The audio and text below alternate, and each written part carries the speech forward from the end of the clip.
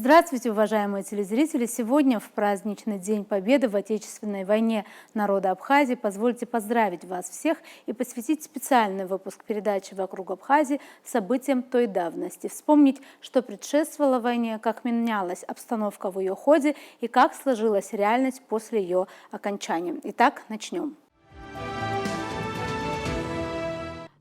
Распад Советского Союза стал отправной точкой для многих конфликтов в начале 90-х. Отечественная война народа Абхазии 1992-1993 года не стала исключением. Еще до распада советского государства в 1989 году в Грузии появились идеи о выходе Грузинской ССР из состава СССР, но выйти, так сказать, без абхазов в Тбилиси не хотели. Начались массовые демонстрации с требованием отменить автономию Абхазии. В свою очередь, здесь у нас зрели идеи национально-освободительного движения, и в обществе приветствовалась мысль о возвращении к статусу Советской Союзной Социалистической Республики. Достаточно вспомнить лишь абхазское письмо 60 от 17 июня 1988 года, Лыхнинское обращение от 18 марта 1989 года или референдум о сохранении Союза СССР в 1991 году. То есть сложилась парадоксальная ситуация, когда Грузия, в состав которой Абхазия входила как автономная республика, хотела выйти из Советского Союза, а Абхазия как раз наоборот хотела остаться в советском государстве как союзная республика. Все это в августе 1914 года переросло в полномасштабную войну, которая длилась 13 месяцев и 13 дней и закончилась ровно в этот день 31 год назад. Первая попытка установить перемирие между воюющими сторонами была предпринята в ходе так называемой сентябрьской встречи в Москве, в которой участвовали Владислав Арзенба, Борис Ельцин и Эдуард Шеварднадзе. К тому времени война шла уже 3 недели. Рассуждая об итогах той встречи, в своей книге «Абхазская трагедия» публицист Виталий Шария писал: «Имперская солидарность в данном случае возобладала, и сценарий встречи был составлен явно в угоду председателю Госсовета Грузии Эдуарду Шеварднадзе. Руководству Абхазии откровенно выкручивали руки, заставляя подписать итоговый документ, текст которого был предложен ему уже в готовом виде. Председателю Верховного Совета Абхазии Владиславу Арзенба и членам абхазской делегации удалось единственное — добиться исключения из этого текста пункта, в котором осуждались добровольцы, прибывшие на защиту Абхазии. Возымел действие аргумент, что такое было бы просто аморально для абхазов — осудить пришедших им на помощь представителей прежде всего братских кавказских народов за то, что они сделали это. Но главным камнем преткновения при принятии документа было то, что в нем был обойден ключевой момент, необходимый для установления мира в регионе — незамедлительный вывод с территории Абхазии войск Госсовета Грузии. Вместо этого в тексте фигурировало туманное положение о передислокации войск из зоны конфликта, после которой вооруженные силы Республики Грузия не должны превышать согласованного уровня, необходимого для достижения целей данного соглашения». Конец цитаты. Таким образом, был подписан документ, предусматривающий прекращение огня и вывод грузинских войск из Абхазии, однако выполнено это соглашение не было. Бои на территории республики продолжались. 27 июля 1993 года Абхазия подписала с Грузией очередное соглашение о временном прекращении огня.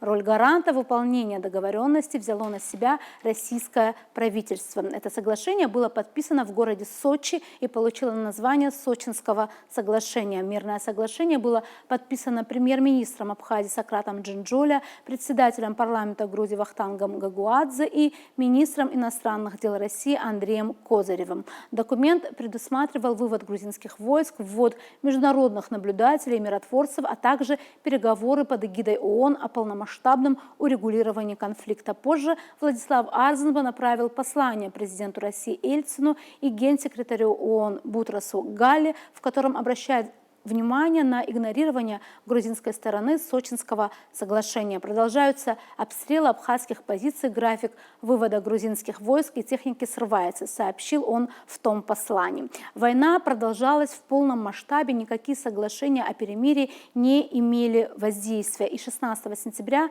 1993 года началась очередная, третья по счету военная операция по освобождению города Сухум, находившегося в руках войск Госсовета Грузии. Продлилась эта операция 11 дней. 27 сентября был освобожден город Сухум, а 30 сентября абхазский флаг был водружен на границе с Грузией по реке Ингур. 14 мая 1994 года при посредничестве России было заключено соглашение о прекращении огня и разделении сил. Напомним, что 22-25 февраля 1994 года в Женеве, 7-9 марта 1994 года в Нью-Йорке и 29-31 марта в Москве состоялся третий раунд переговоров по полномасштабному урегулированию грузино-абхазского конфликта под эгидой ООН при содействии России с участием представителей совещания по безопасности и сотрудничеству в Европе и Верховного комиссара ООН по делам беженцев. 4 апреля 1994 года абхазской и грузинской сторонами в Москве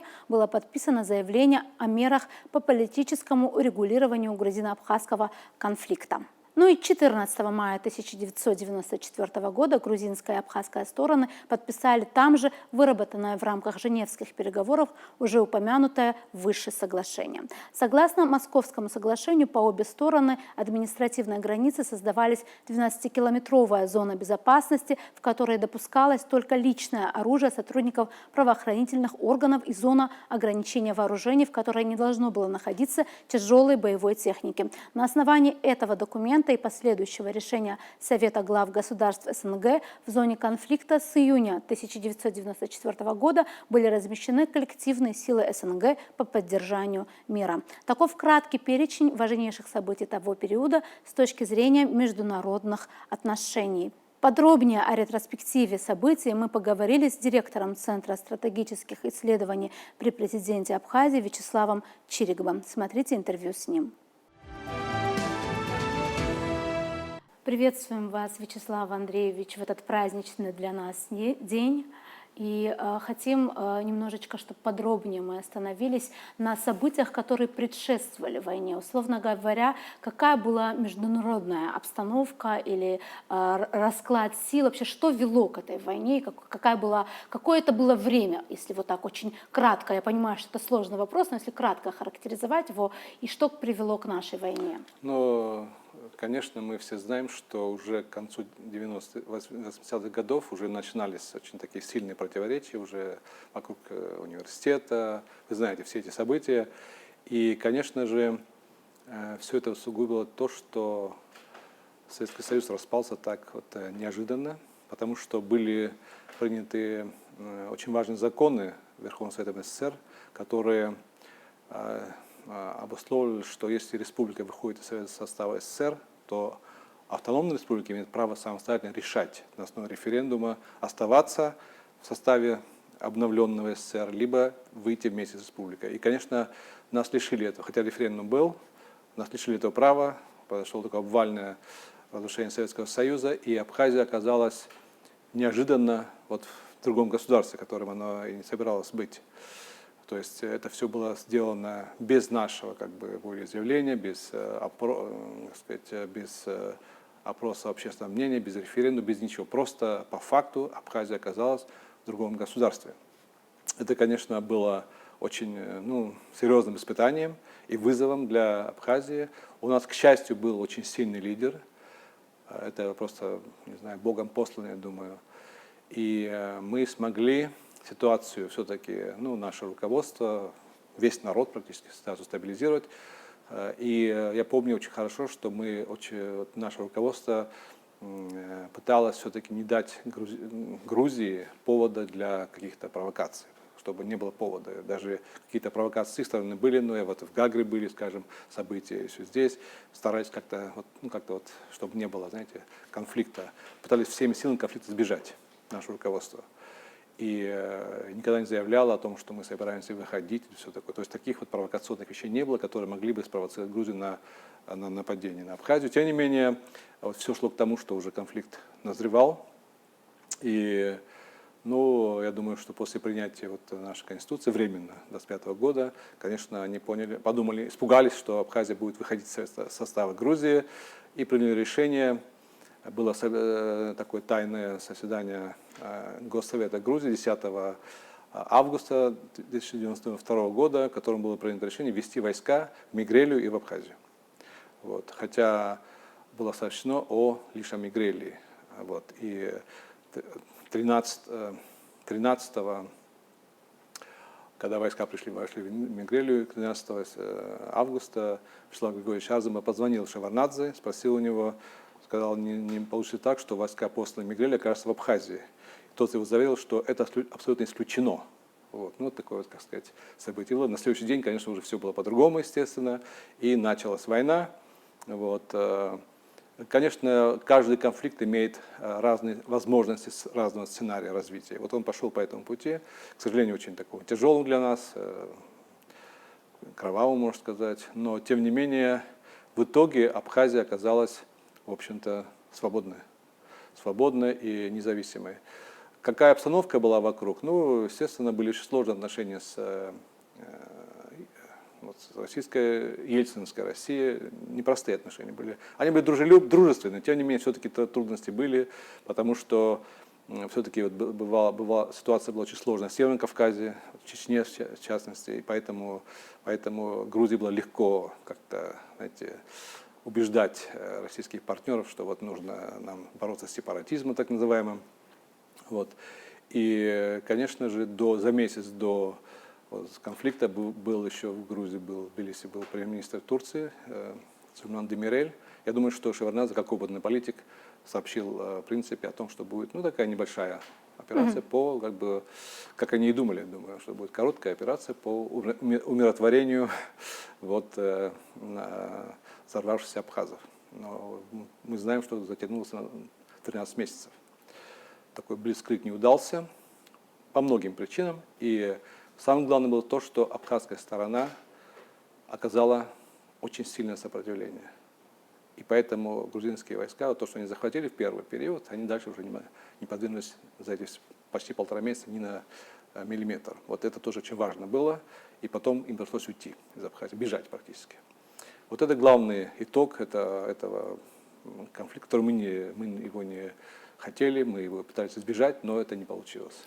Вот я думаю, что у нас у всех есть перед глазами, как минимум, мы видели, даже те, которые не помнят эти события, не знают и родились там много позже них, мы все знаем фотографии и даже видеосъемку встречи Арзамба, Ельцина и Шеварднадзе в Москве, как там даже был такой довольно курьезный момент, где Ельцин пытается сделать так, чтобы они пожали руки, да, вы помните. Вот рассуждая, и вот как бы уже через много лет об этой встрече, как вам кажется, какое она имела значение для Абхазии и вообще что происходило там, вот что было видно и было ощутимо по этой встрече, как вам кажется? Ну, конечно, было видно, что все давление было оказано на Абхазию в лице его представителя, там делегация была, конечно, наших руководителей, во главе с Владиславом Арзамба, сильное давление оказывалось. Конечно же, это было со стороны Ельцина, со стороны и глав Северокавказских республик, чтобы пойти на компромисс, чтобы подписать документ, в котором все-таки были такие для нас не очень приемлемые вещи, касающиеся добровольцев, многих вещей, которые нам были неприемлемы. Тем не менее, Арзамб показал себя как очень гибкий политик. Он объяснял даже, что в тех условиях поступить иначе было нельзя, потому что последствия были тяжелые для нас, конечно. Нам было очень важно сохранить канал связи с Россией, это очень важный был канал связи во многих отношениях, гуманитарных, всех других, и все-таки показать свою конструктивность. Поскольку было начало войны практически, и была надежда, что все-таки, может, войска будут выведены из Абхазии, грузинские, и тогда наступит период переговоров и каких-то компромиссов. Как я думаю, это была надежда абхазской стороны. Арзамб подписал это соглашение. Опять же, он выступил, сказал, что там очень много подводных камней, которые могут нам быть неблагоприятный для нас, тем не менее пошел на то, чтобы вот во имя мира вот, между вот, в этом регионе, в нашем, в Абхазии. Вот. И тем не менее вот не получилось, поскольку грузинская сторона, конечно же, использовала все эти вещи для того, чтобы усилить свое присутствие военное. Вы знаете, что они взяли и Сухум, и Гагру взяли практически вот так вот, в нарушение договоренности. То есть верить им было совершенно невозможно. Их цель была полностью Абхазию оккупировать и сместить правительство, назначить своих марионеток. Вот. А потом, когда уже была победоносная операция в Гагре, через несколько месяцев, то уже, я думаю, что Абхазия показала свою силу впервые. Вот, мне Владислав Григорьевич позвонил, я тогда в Лейдене работал на докторантуре, позвонил и сказал, что поздравляю нас всех с этой победой. Конечно, была замечательная победа. И очень многие тогда поняли, что мы можем победить. Вот впервые. Потому что многие, я не говорю, все, конечно, уверены, что победа будет за нами. Тем не менее, это было явное проявление того, что у нас есть сила, чтобы победить.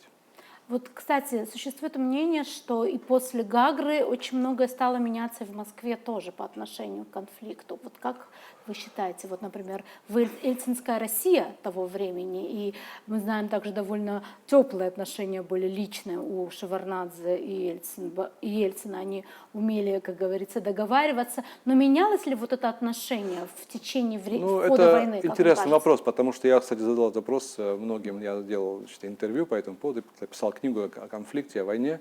Разные мнения существуют, но все-таки одни считают, что не менялось, другие считают, что наоборот поменялось, потому что если бы удался Шеварднадзе блицкриг тогда, за несколько дней практически, взять Абхазию полностью под контроль, арестовать правительство, парламент и так далее, то я думаю, что другие последствия были, конечно, Россия бы себя по-другому вела. Да. Но поскольку Абхазия оказала удивительную стойкость и сопротивление, и даже показала первые вот победы, как в Гагре, просто замечательная победа была, неожиданная для всех, это был шоком для грузин, вот, то, конечно, Россия все-таки, мне кажется, скорректировала свою позицию, потому что там тоже разные были мнения и руководство России, поскольку силовой блок был больше все-таки на стороне, симпатизировал Абхазии, я думаю, потому что Абхазия никогда не выступала против Советского Союза, против связи с Россией, дружбы с Россией, а Грузия, наоборот, стремилась как-то выйти из всего этого, из СНГ не входила и так далее. И поэтому здесь, мне кажется, тоже было, но в то же время было сильное давление, конечно, США на руководство России, естественно, очень сильное было. Сейчас такое вообще непредставимо, что такое возможно. Тогда это было реальностью. Поэтому Ельцин тоже лавировал между разными силами. Но в итоге, я думаю, что России как государству было невыгодно, чтобы Абхазия была полностью оккупирована Грузией. Потому что всегда все-таки у нас были особые отношения с Россией. Я думаю, что идея была все-таки их сохранить, вот как Абхазию, как некоторое вот такое, может быть, не независимое, но все-таки такое связанное с Россией более тесными связями, чем другая часть того, что была раньше Грузинской ССР, узами. Поэтому я думаю, что эта ситуация менялась, отношение менялось. И ситуация тоже менялась вообще вокруг всего этого. Менялась, потому что уже и северокавказцы были вовлечены в это, российские граждане, добровольцы с Ближнего Востока, с Турции и так далее. То есть это стало региональным конфликтом. Никому это не было выгодно, естественно, ни России, ни Турции. Поэтому здесь было все-таки, такое все-таки отношение к тому, что Абхазия все-таки во многом правы, что они должны сохранить свою политическую автономию. Автономия с точки зрения самостоятельности, да, в рамках, может быть, более большого государства. И хотелось бы еще немного поговорить о том, что было пост войны, да, после окончания войны и, скажем, первое время существования независимого абхазского государства. И это было сразу же связано с началом переговорных процессов. Да, как мы знаем, они были в Женеве, в Нью-Йорке, в Москве было подписано очень важное соглашение. Вот как вы оцениваете то время? Что оно значит для нашей государственности сейчас? Опять же, руководство Абхазии проявило мудрость и гибкость, пойдя на переговоры, хотя могли бы сказать, что все уже, мы как бы независимы. Я думаю, что было очень важным, что мы пошли на переговоры. И я помню, когда со мной связался спецпредставитель Генсека ООН Бутрос Галли, Эдуард Брунер, который вел эти переговоры, посол, очень опытный посол, швейцарский, он был послом Швейцарии во Франции, И он сначала мы обсуждали повестку, ну, через меня как-то была связь уже с Владиславом, с руководством, повестку предстоящих переговоров. А потом он говорит, знаете, говорит, по моим данным, скоро абхазские войска будут на границе с Ингуром. Поэтому меняем повестку дня, уже речь идет уже о других аспектах. То есть это было где-то в сентябре? Да, это было 28 сентября, он позвонил мне, 27-28 сентября позвонил мне, сказал, знаете, так, довольно, как-то, очень, кажется, мне казалось, довольно рассмеялся. Знаете, по моим данным, абхазские войска скоро будут на границе с Грузией, и поэтому речь уже идет не о остановке конфликта, а уже постконфликтном урегулировании. Прямо так он сказал. И, естественно, после этого прошла, значит, переоценка повестки дня, уже шла речь уже о других аспектах, не о окончании войны, а уже о поствоенном урегулировании. И вот как вам кажется, вот все-таки то время, вот переговорный процесс того времени и того, что было после 2008 года, вы сами Я участвовал и в первом, да, и в первом, и в вот втором. как вам кажется, вот в чем принципиальное различие? Ну, первая разница в том, что Абхазию очень мало кто знал вообще. И об Грузии мало кто знал. Думали разве что вот есть СССР, Россия называли нее, и все. А то выяснилось, что очень много здесь народов живет, и это потребовалось времени, чтобы это все изучить. Поэтому тогда еще очень мало было знания о конфликте, о его причинах, его особенностях. Вот. Но вот мы когда приехали уже, я с первого дня там участвовал, с 30 декабря практически было подписано соглашение. Первый, значит, документ издали, да, меморандум взаимопонимания. И, в общем-то, у нас была очень сильная команда. Хочу сказать, что вот это, но золотое время абхазской дипломатии на внешнеполитической арене. Такого у нас до этого не было, потом трудно было повторить это, честно говоря. Очень сильные были руководители нашей делегации, Сократ Джинджоля, Андрей Михайлович Джергения, Станислав Лакоба. Вот. И я думаю, что еще другие, конечно, участвовали. Потом еще участвовал Султан Сосналиев. То есть была очень сильная, очень мощная, очень опытная команда. И вот просто ООНовцы выражали свое удивление, изумление, какие у вас сильные политики, как они сильно идут переговоры. Вот в чем особенность абхазской школы дипломатии, я вам скажу уже, глядя уже ретроспективно, сочетание двух вещей. Сочетание конструктивности и принципиальности – это вот наш такой почерк абхазской дипломатии. Без истерики, без каких-то внешних эффектов, которые была очень богата грузинская сторона, честно говоря, очень много было, значит, вот как раз вот в Женеве было очень много таких театральных эффектов. Ну, глава делегации был Жаба Селяни, он же профессор театральных наук, он знал, что такое театр, что такое лицедейство, и там в полной мере все это показывал.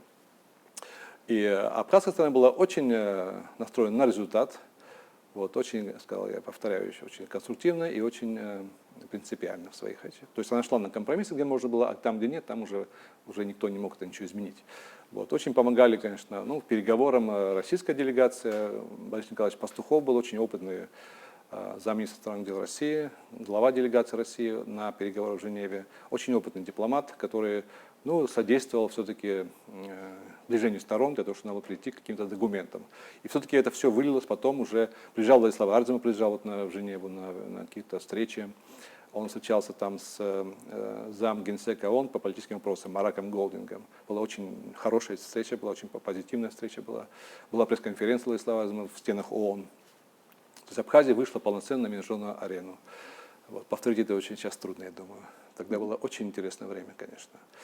И в общем-то, это все вылилось в подписание очень важного соглашения, которое вы говорите, 4 апреля 1994 года. Два соглашения. Первое о урегулировании, второе политическом, а второе о вопросах беженцев. Так что я думаю, что это был очень славный период нашей истории после воодушевляющей победы. Да, если сравнить те переговоры 1993 года, 2008 года, ситуация именно в том смысле, что все были очень информированы, очень хорошая информация шла об Абхазии со всех сторон. Значит, миссия ООН была здесь очень долгая, поэтому отчеты Генсека ООН и очень других служб, конечно, давали большой материал для информации, поэтому вот уже не было таких, знаете, незнания ситуации.